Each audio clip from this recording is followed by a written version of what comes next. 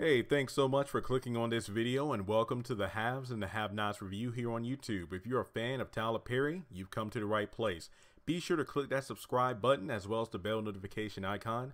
That way you don't miss out on any new content on the channel. And also check me out on these social media platforms, and links in the description below will lead you to my Twitter, Instagram, Facebook group, and Facebook page. Once again, thanks for joining in and enjoy the video. Alright, Have and Have-Not fans. Now this is just a quick discussion video, nothing too in-depth, but I guess the theme, if I were to give a theme to the Haves and the Have-Nots for 2018, season 5 is coming to a close November the 6th, so we got 3 episodes left, one on the 23rd, the 30th, and then the 6th, so 3 episodes left before we take a brief break, and I'm going to assume we have more episodes coming early in January. But the theme of this season, if I were to give it a theme at all, it would be, too much of a good thing is too much of a good thing.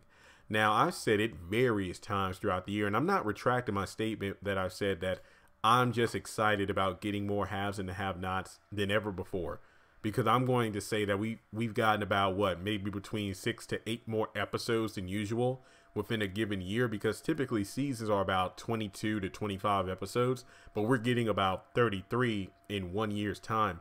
I mean, we had a chunk January to March, May to July, then mid-August to, early November, with a short couple week break in between that.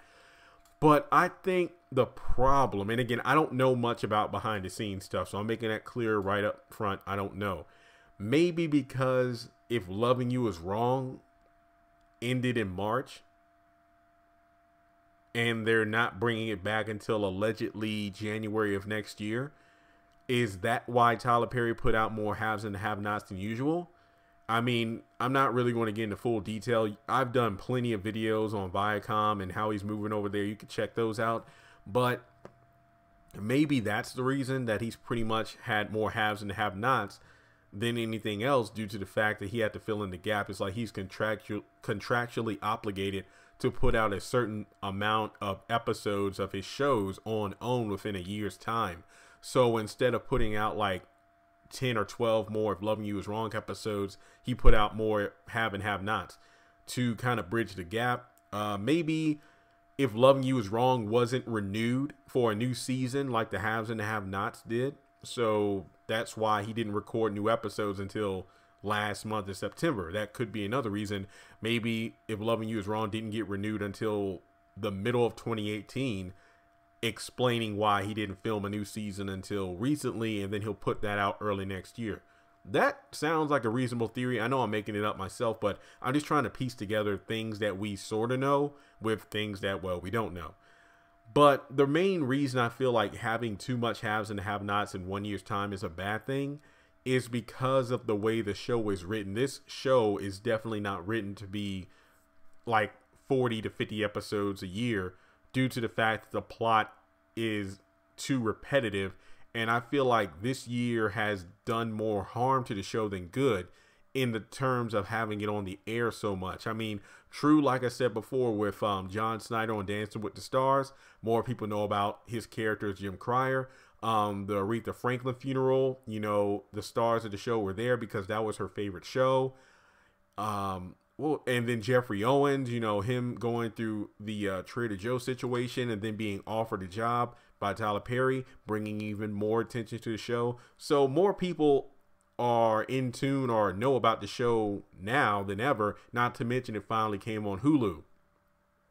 But with having the show on the air so long, but then the story not progressing in a, I'm not saying it has to be lightning fast, but when you have characters doing the same thing for like the 8th time since season 1, people are going to notice. I feel like having almost 10 extra episodes this year was a bad thing, because more people now than ever are saying that, I'm tired of this. It's the same crap. I mean, go back to January to where we are now. Nothing's really changed.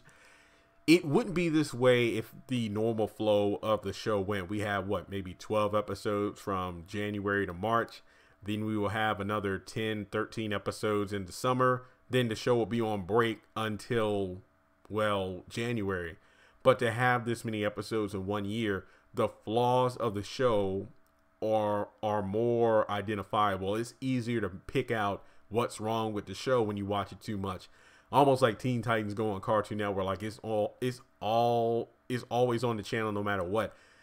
Have not the same issue because it's only on Tuesday night, but when you have so many back-to-back episodes, but the flow of the story is moving so damn slow, more people are going to point it out, leading to more criticism. But at the same time, ratings are still good. That's the problem with these shows and stuff. Not just TV shows, but movies. Even if the show, movie, quality-wise sucks, if it puts people's butts in chairs, if people watch it, spend their money, they're going to keep doing it. But I hope I'm going to say this again. I don't know what the schedule is for 2019 based off how crazy the scheduling or the episode numbers were for 2018. I have absolutely no idea what Tyler Perry's plan is for 2019. Will we get 50 episodes next year? Will we get 30, 25, the standard 22, 23? I don't know. All I know is this much. If he's putting out around the same amount of episodes in 2019, I pray that those episodes have better storytelling, because to have people who just now came into the show maybe a season ago making as much noise as somebody that's been watching since season 1 about the show moving slow, you know you're doing something wrong. That's all I got to say on that. But let me know your thoughts on this. Do you think that too many episodes this year was a bad thing? Episode number wise, I don't think it was a bad thing. It really came down to the quality and storytelling for me, because if you're going to have the show on this long but still go through the same problems from season 3 in terms of storylines not being resolved, characters getting away with murder and stuff like that, not discovering Amanda's murder, it's just too much.